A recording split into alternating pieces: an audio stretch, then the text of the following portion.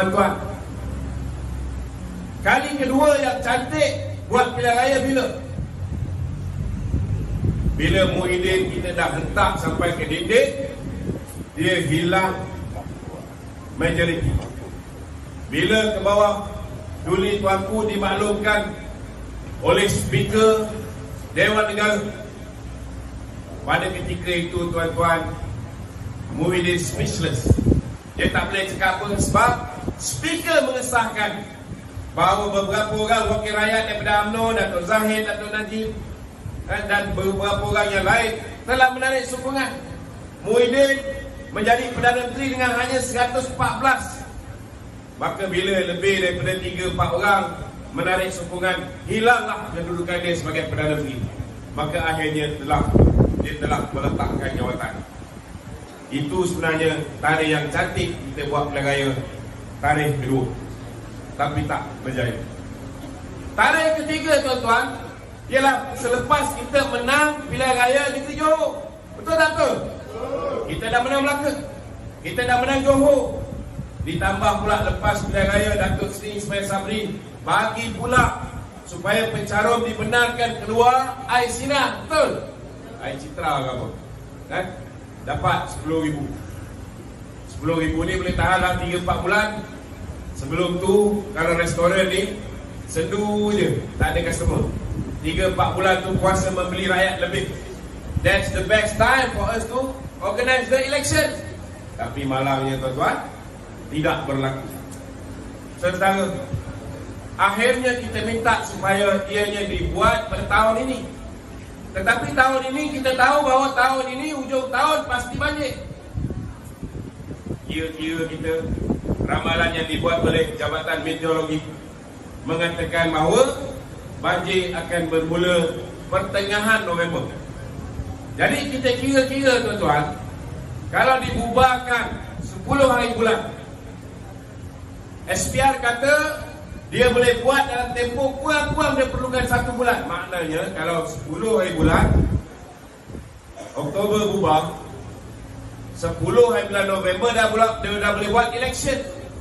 So time terbaik. Kalau boleh buat 5 hari bulan, cantik. Kalau boleh buat 12 hari bulan November pun cantik. Belum masuk kawasan ataupun zon masa dijangka bakal banjir. Tetapi nak buat macam mana tuan-tuan, dalam SPR pun kita tahu Azmi Syaruk, geng bersih pun dalam tu beberapa orang, dan diorang ni semua lantikan Mahathir. Sedangkan saudara, sebenarnya Perdana Menteri tidak ada kuasa untuk mencadangkan kepada ke bawah Duli Tuanku untuk mereka ini dilantik. Tapi mengikut buku Tommy Thomas, saudara, mereka ini telah dilantik oleh Tuan Dr. Mahathir.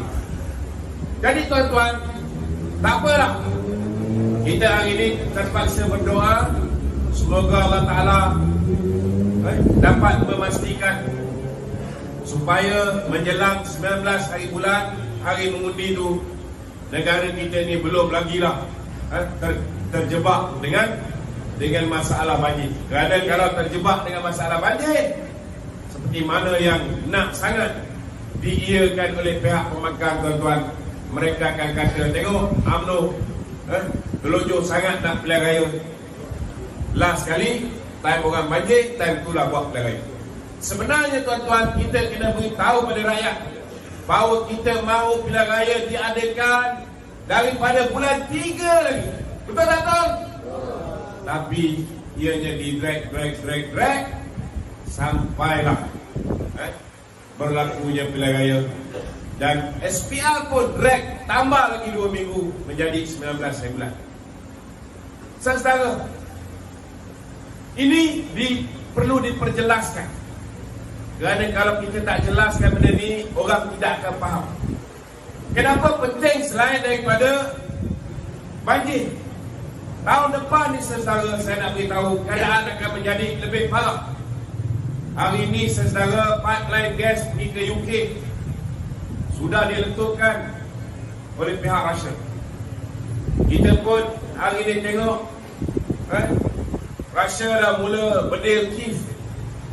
Kita lihat shortage of food ataupun kurangnya bekalan makanan. Sebab kita tahu negara-negara ini, tuan-tuan, mereka bukan hanya supply diesel, mereka bukan hanya supply petrol, mereka juga terlibat dalam supplying of flour ataupun gandum, macam-macam. Jadi kalau lagi lambat kita buat pilihan raya, tuan-tuan, pada ketika itu barang lagi melama, makin mahal. Hari ini ayam pun dah naik RM10 1 kilo, tuan-tuan. Ayam ni ada kena mengena tak dengan kerajaan yang memerintah? Terus dengan sebelah sana. Saudara, ada, bukan tak ada.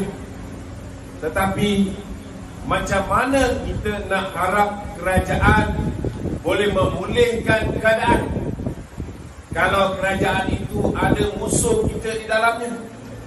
Kita buat pasukan jihad memerangi ekonomi, tapi kalau Menteri Pertanian orang bersatu, Menteri Ekonomi orang bersatu, Menteri MITI orang bersatu, yang jaga KPDN-KK orang bersatu, macam mana? Betul sebut saya tu. Kementerian Hak Ehwal Pengguna, KPDN, HEB, orangnya. Maka macam mana Perdana Menteri nak buat kerja yang efektif? Itu sebabnya sahaja, bagi memastikan ada kestabilan, barulah boleh datang kemakmuran.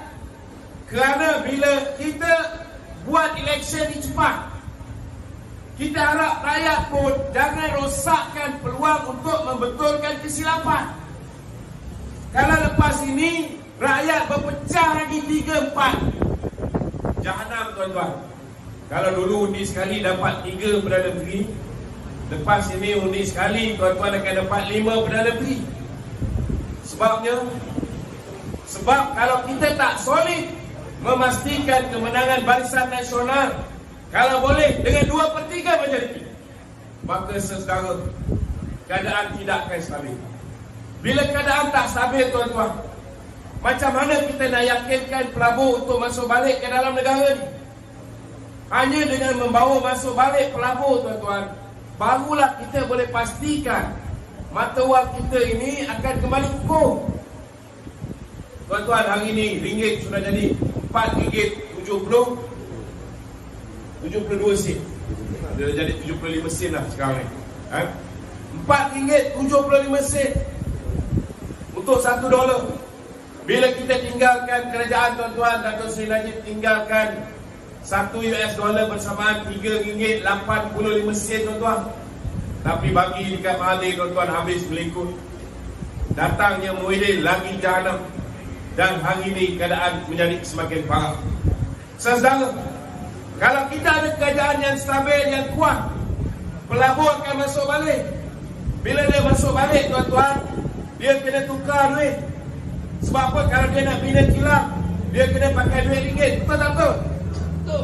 Boleh tak kita jual ringgit macam kita lelong ikan? Ringgit, mari kita beli ringgit. Tak boleh. Macam mana Dato' Seri Najib, tuan-tuan, bila kita kena kempias kejatuhan harga minyak, ringgit menyunam 2014 September.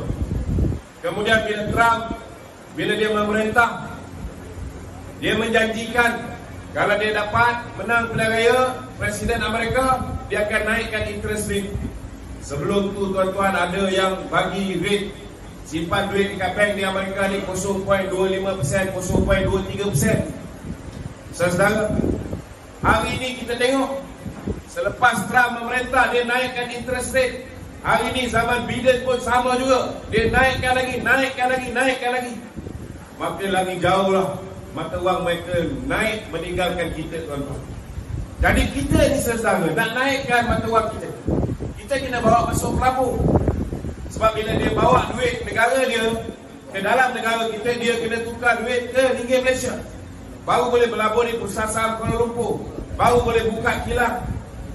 Bila ada kenaikan, ada permintaan terhadap nilai ringgit, baru nilai ringgit naik. Bila nilai ringgit naik tuan-tuan, barang-barang yang hari ini kita import dengan harga yang tinggi, maka kita akan dapat dengan harga yang lebih murah. Barang tempatan pun saudara, kadang-kadang dalam satu proses nak buat barang ada 14 jenis barang, 3-4 barang datang dari luar negara. Contohnya ayam. Ayam pun ayam tempatan tuan-tuan, betul tak? Tetapi dedak tu tuan-tuan, dedak beli daripada luar negara. Jadi ini akan meningkatkan kos pengeluaran dan akhirnya saudara, harga barang melambung tinggi. Tuan-tuan, kita nak pastikan bila ada kerajaan stabil, bursa saham Kuala Lumpur seperti mana zaman Datuk Seri Najib, kita tinggalkan 1896 mata. Hari ini tuan-tuan, dia sudah jatuh lebih 500 mata, bawah 1400 mata saudara. Sebab apa? Sebab kita tidak meletak orang yang ahlinya untuk menjaga ekonomi kita. Kita lihat orang dari investment paling tinggi zaman Datuk Seri Najib, bila letak je Mahathir saudara berhudung, letak Muhyiddin lagi jahanam. Sebab bila orang nak buka sektor ekonomi, kerja dia asyik nak tutup. Kalau tutup pasal Covid saja tak apa. Ini Covid kalau membiak pun tuan-tuan, kita lihat nak memastikan tidak ada undi, tidak percaya di parlimen. Bukan setakat parlimen itu di lockdownnya, satu negara tuan-tuan menjadi mangsa di lockdown. Dan dalam tempoh lockdown ini 600 bilion ada yang dipinjam daripada luar negara, yang menyebabkan kadar hutang kita. Kita lihat dulu orang kata zaman Datuk Seri Najib kita sedang berada dalam keadaan dalam perjalanan untuk menjadi sebuah negara bankrupt. Tetapi kalau orang kaji dengan detail, orang kaji betul-betul, betul ke Malaysia ni nak bankrupt zaman Datuk Seri Najib? Saya nak beritahu tuan-tuan, kita tengok dari segi hutang. Mereka kata hutang zaman Datuk Seri Najib tinggi. 2015 tuan-tuan, hutang Malaysia lebih kurang 54% daripada GDP kita. 2016 Datuk Seri Najib turunkan hutang tinggal 52%.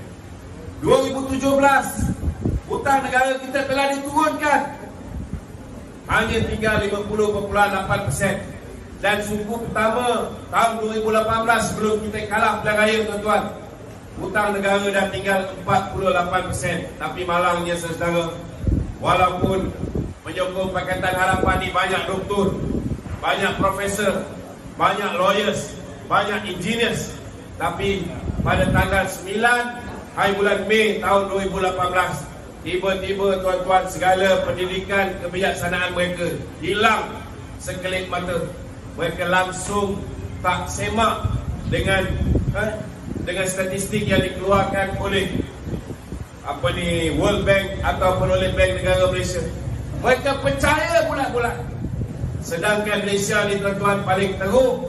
Kita punya hutang ialah pada tahun 1986, iaitu 103.4% berbanding GDP kita.